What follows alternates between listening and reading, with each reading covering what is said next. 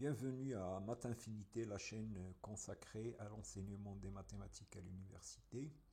Alors cette vidéo est la suite de la vidéo que j'ai postée hier sur le cours sur les fonctions holomorphes.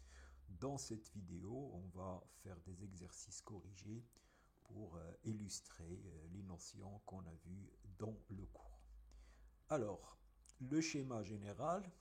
Alors, qu'est-ce qu'il faut savoir pour pouvoir faire les exercices? Alors, on a d'abord la définition d'une fonction holomorphe en un point. Donc ça veut dire que cette limite existe. Donc là, ça ressemble à la notion de dérivée pour les fonctions réelles. Donc il faut être capable d'utiliser cette définition pour montrer qu'une fonction est holomorphe ou non. Alors, cette condition-là est équivalente aux conditions de Cauchy-Riemann. Quand vous écrivez votre fonction en partie réelle et partie imaginaire, être holomorphe, c'est équivalent à ces deux équations, d de p sur dx égale à d de q sur dy, et d de p sur dy égale à moins d de q. Donc là aussi, vous devez être capable d'utiliser cette condition-là, les conditions de Cauchy-Riemann, pour montrer qu'une fonction est holomorphe ou non en un point. Alors, vous devez aussi savoir la notion d'intégrale curviligne d'une fonction complexe. Donc, cette intégrale-là, sur gamma, donc gamma, c'est une courbe de AB à valeur dans C. Donc, on a cette formule. Alors, cette formule, il faut savoir l'utiliser et faire les calculs avec. Et bien sûr, on a le théorème de Cauchy qui nous dit que l'intégrale d'une fonction holomorphe sur un domaine U, alors l'intégrale sur le bord, est égale à 0. Alors le bord, il est orienté avec la convention, quand vous parcourez le bord, le domaine est toujours à gauche. Donc là, ici c'est dans ce sens et ici c'est dans ce sens-là. Et donc là, dans cette intégrale, vous faites la somme de toutes les composantes du bord. Et bien sûr, on a la formule. Donc là, c'est la chose la plus importante dans cette théorie. C'est la formule intégrale de Cauchy. Donc une fonction holomorphe est analytique. Il va s'écrire localement comme une somme d'une série. Et les coefficients sont donnés par cette formule. Là, ça, c'est le cercle de centre A et de rayon R orienté par. Alors, vous voyez ici, c'est une intégrale curviligne. Alors, cette formule, dans les exercices qui vont suivre, on va l'utiliser pour calculer des. Donc, vous voyez que cette intégrale est égale à la dérivée énième de A. Donc, si je connais la dérivée énième de A, ben, je connais cette intégrale, et ça, en prenant des fonctions particulières, voilà, on va trouver des intégrales particulières. Voilà, donc ça, cette formule est importante. Donc, voyez, alors tout se relie, la définition, la condition de Cauchy-Riemann, l'intégrale curviligne qui apparaît ici, et cette formule, la formule de intégrale de Cauchy, qui est l'un des résultats importants de cette théorie. Voilà, donc il faut ce schéma, donc il faut l'écrire quelque part et le noter. Voilà, c'est tout ce que vous devez savoir dans cette théorie. Alors allons-y, les exercices. Alors le premier exercice, c'est on va montrer que cette fonction n'est holomorphe en aucun point de C, sauf 0, en utilisant la définition et en utilisant les conditions de Cauchy-Riemann. Donc voilà, donc ça c'est pour voir concrètement comment on peut utiliser la définition pour montrer qu'une fonction est holomorphe ou non, et les conditions de Cauchy-Riemann. Voilà, alors donc vous pouvez arrêter la vidéo et commencer et essayer de faire l'exercice. Alors, allons-y. Donc, je prends un point donc, avec la définition. Donc, je prends un point. Donc, je dois calculer cette limite, f, la limite lorsque h tend vers 0, de f de z0 plus h moins f de z0 sur h. Alors, je développe. Ça, c'est le module au carré de z0 plus h. Donc, bon, ça, c'est z0 plus h fois z0 bar plus h bar, moins z0 bar, et donc je vais trouver ça, donc je vais trouver cette expression-là. Alors je remarque que si z0 égale à 0, donc ça c'est nul, la limite égale à 0, donc la fonction est holomorphe en 0. Et la dérivée c'est 0.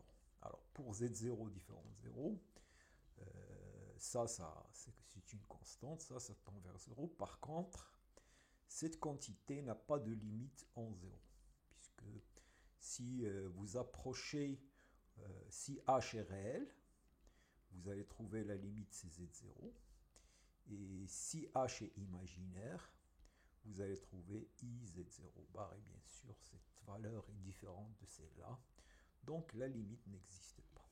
Voilà, donc ça c'est facile. Alors maintenant, en utilisant les conditions de Cauchy-Riemann. Donc j'écris ma fonction sous la forme x carré, donc partie réelle et partie imaginaire. Alors comme c'est le module au carré, donc c'est x carré plus y carré. Donc p de xy c'est ça, et q de xy égale à 0. Donc si je calcule d de p sur dx moins d de q sur dy, je trouve 2x. Là je trouve 2y. Donc les conditions de Cauchy-Riemann sont vérifiées. Si 2x égale à 0 et 2y égale à 0. Et donc voilà. Donc voilà, donc ça c'est facile. Alors le deuxième exercice, alors là il va nous donner des propriétés des fonctions holomorphes qui découlent de la condition de Cauchy-Riemann. Alors la condition de Cauchy-Riemann impose des restrictions sur les fonctions holomorphes. Donc voilà, donc je prends une fonction holomorphe. Bon, je l'écris de la forme u plus iv, partie réelle, partie imaginaire. Alors, on va montrer les équivalences suivantes. Alors, si f est constante, ben, c'est la même chose que u est constante. Donc, ça veut dire que si la partie réelle est constante, la fonction est constante, il n'y a pas de choix. Si la partie imaginaire est constante, f est constante. Si f bar est holomorphe, ben, ça veut dire que la fonction, il y a la seule possibilité, il faut que la fonction soit constante. Et si le module de la fonction est constant, et ben, la fonction est constante. Tout ça, c'est équivalent. Voilà, donc alors, vous pouvez essayer de montrer ça. Donc, par exemple, montrer que 1 implique 2, 2 implique 3, 3 implique 4, 4, 5, et vous faites la boucle. Donc, c'est des implications. Voilà, alors vous pouvez arrêter la vidéo et essayer de faire l'exercice. Alors, allons-y. Donc, tout repose sur les conditions de Cauchy-Riemann. Donc, les conditions de Cauchy-Riemann vont me dire que t de u sur dx égale à d de v sur dy, et d de u sur dy égale à moins d de v. Alors, si la fonction f est constante, et bien sûr, sa partie réelle est constante, u est constante.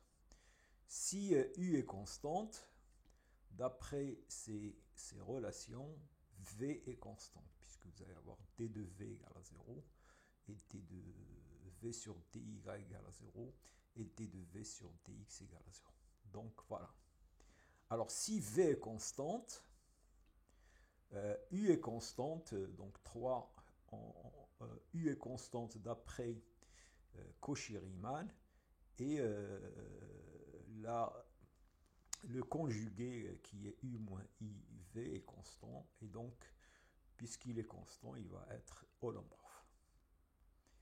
Alors 4, si f bar est holomorphe, U qui est 1 demi F plus F bar est holomorphe, puisque F est holomorphe.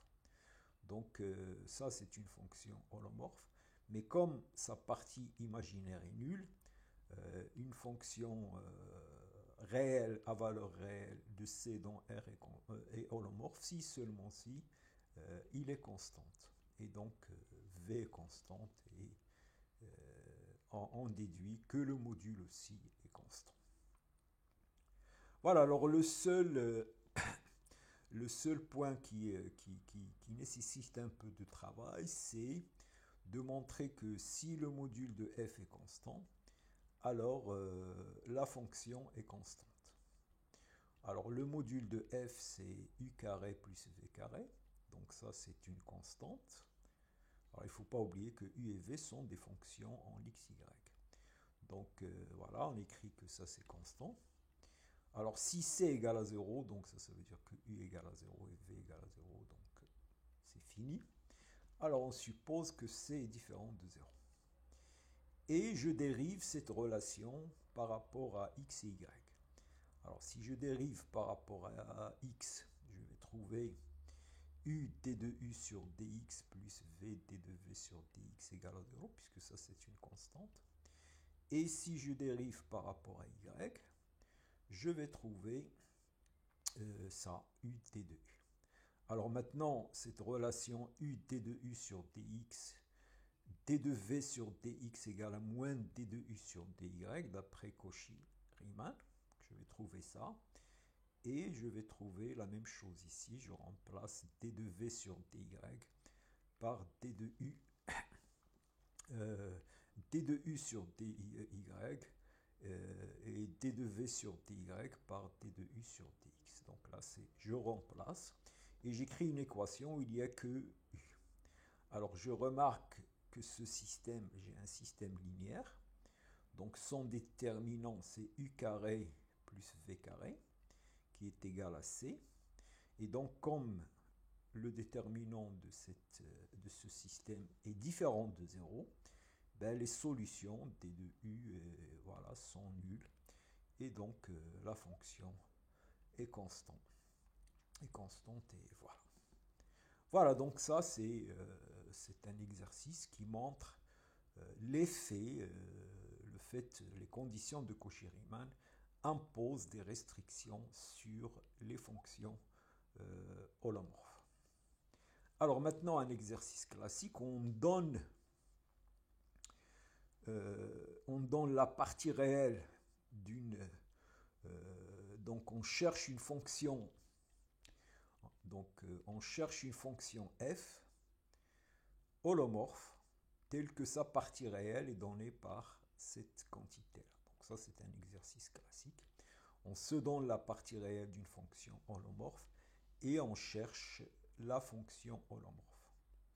Voilà, donc il faut d'abord trouver la condition pour que cette quantité soit la partie réelle d'une fonction holomorphe et montrer, une fois que cette condition est remplie, trouver les solutions, donc les fonctions holomorphes dont la partie réelle est égale à P.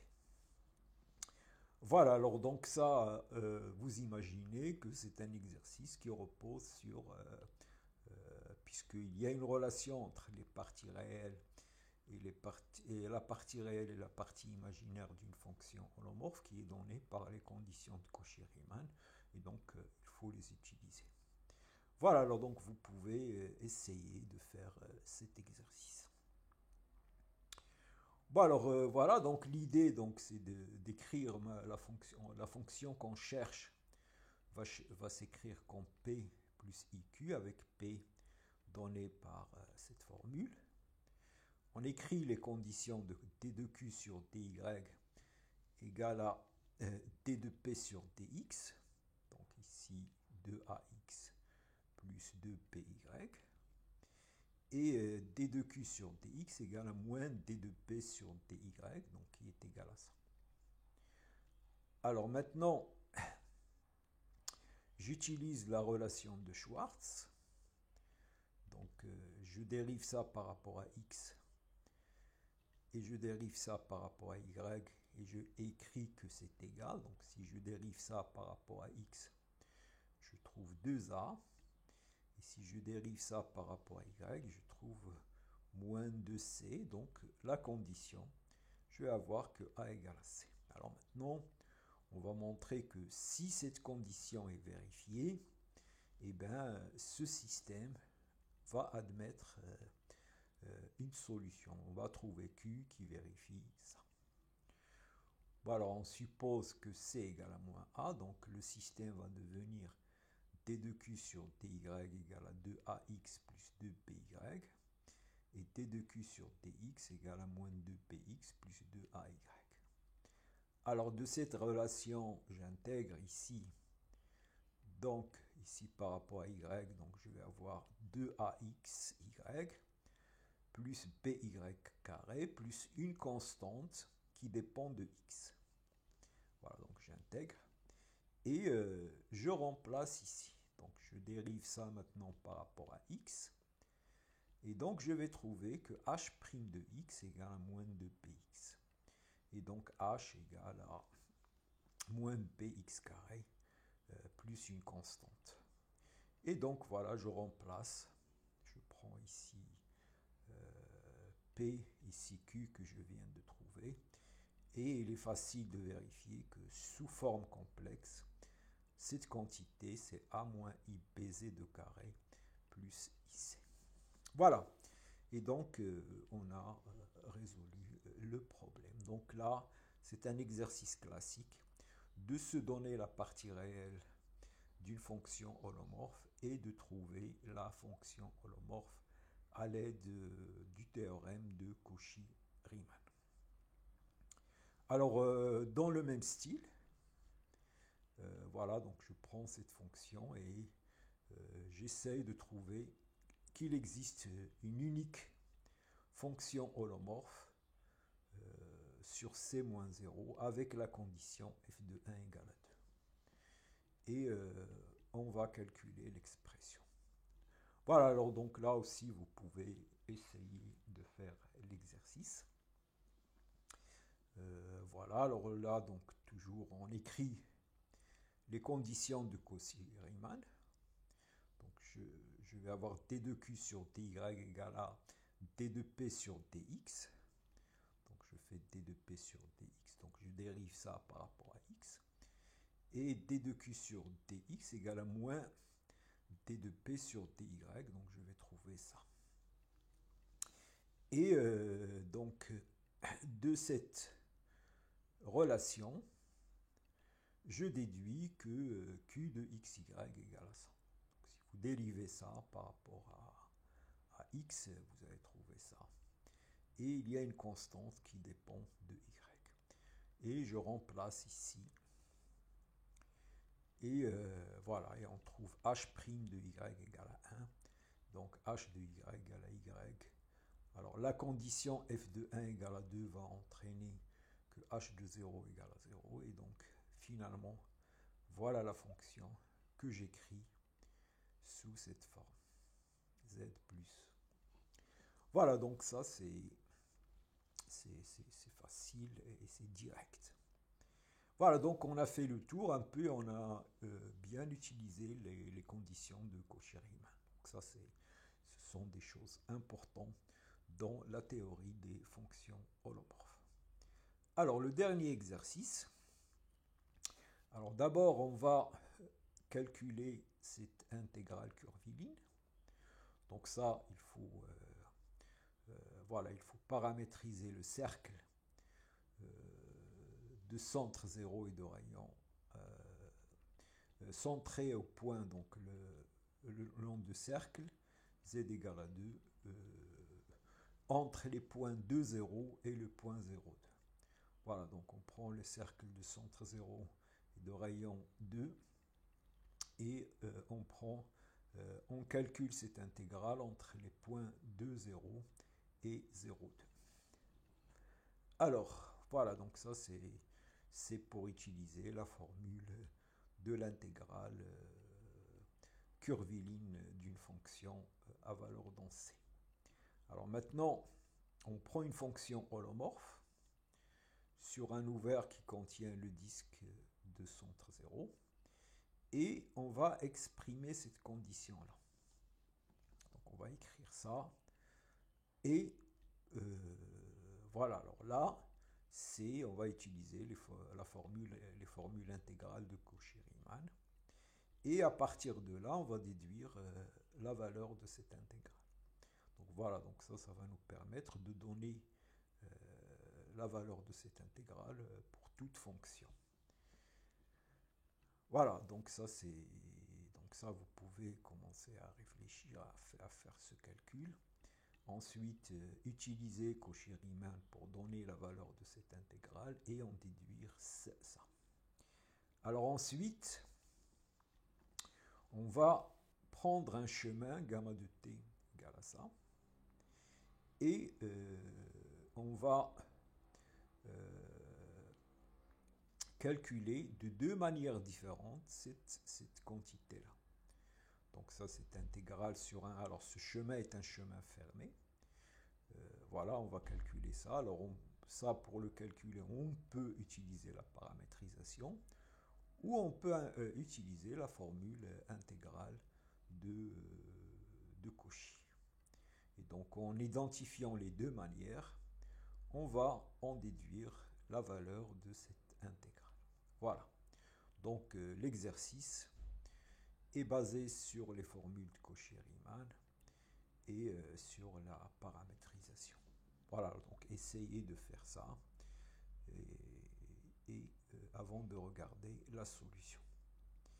Alors, le cercle de centre 0 et de rayon 2, il est paramétré par 2 unités pour t entre 0 et pi sur 2. Alors ici, on va du point 2, 0 au point 0,2. Donc on va faire juste un quart de cercle. Donc on va aller de 0 à 2pi. Et donc l'intégrale, je remplace z ici.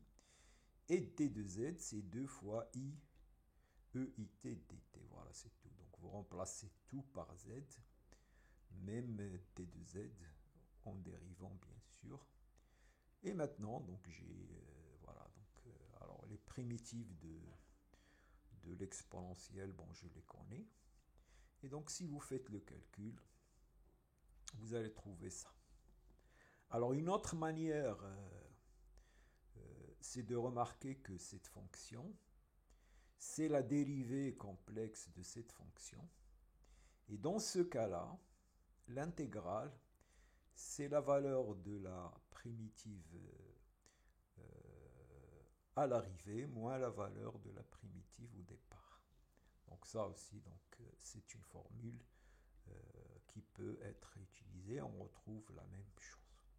Donc vous pouvez calculer ça par la paramétrisation ou remarquer que cette fonction, donc que ça, f c'est d de grand F et l'intégrale pour une d de grand F c'est f à l'arrivée moins f au départ. Et on trouve cette formule. Alors maintenant, l'intégrale i en question, donc là vous voyez que ça c'est 2 fois l'intégrale de f de z sur z. Donc ça c'est 2ip f de 0, ça c'est z moins 0 en appliquant la formule intégrale de Cauchy. Ça c'est égal à 0 d'après le théorème de Cauchy, puisque f, voilà. Le théorème de Cauchy, il me dit que l'intégrale d'une fonction holomorphe sur le bord d'un domaine où la fonction est holomorphe, c'est 0. Et ça, c'est la dérivée, puisque f' de 0, c'est factoriel 1 sur 2ip. Voilà, donc il y aura le 2ip. Et ben voilà, donc c'est ça le truc. Donc maintenant, j'ai ça. Alors maintenant, je peux calculer aussi cette quantité en prenant une paramétrisation du cercle. Z de t égale à 2t. Donc je remplace ici, voilà, je remplace 0, donc je vais trouver ça. Alors ça c'est 2 plus 2 fois cosinus t. Donc c'est 2 facteurs de 1 plus cosinus t. Et 1 plus cosinus t, c'est 2 cos carré de t sur 2. Et je vais trouver cette formule. Donc maintenant, j'ai ça égal à ça. Et donc, je vais retrouver cette formule. Alors, vous voyez que c'est une formule intéressante. Vous pouvez prendre n'importe quelle fonction, ici, holomorphe. Et bien, vous aurez cette intégrale qui est donnée par f de 2 fois f de 0 plus f' de 0. Voilà. Donc, alors maintenant, le calcul de l'intégrale de d de z sur z.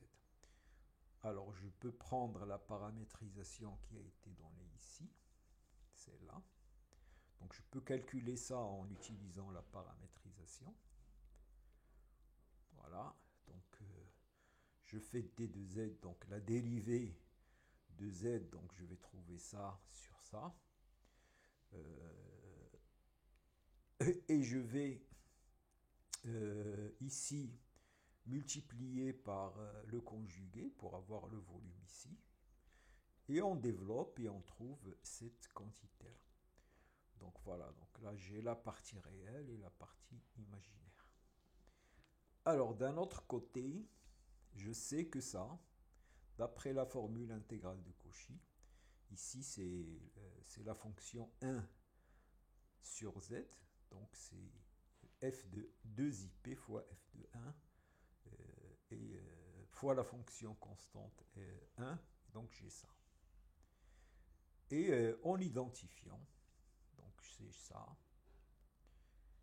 égal à ça, et donc j'identifie les parties imaginaires, et donc je vais trouver que cette intégrale égale à 2pi sur AP. Voilà, donc, il y a ce calcul qu'il faut savoir faire en remplaçant par la paramétrisation, et là en utilisant la formule de Cauchy. Et voilà. Et donc, voilà, on arrive à la fin de cette vidéo. Donc, vous avez eu... voilà, donc ça, c'est tout ce qu'il faut savoir au niveau des fonctions holomorphes pour un étudiant qui est en licence, en DUG de mathématiques. Voilà, alors si vous avez aimé cette vidéo, donc il faut s'abonner si vous n'êtes pas encore abonné, partagez avec vos amis et on se retrouve pour un nouveau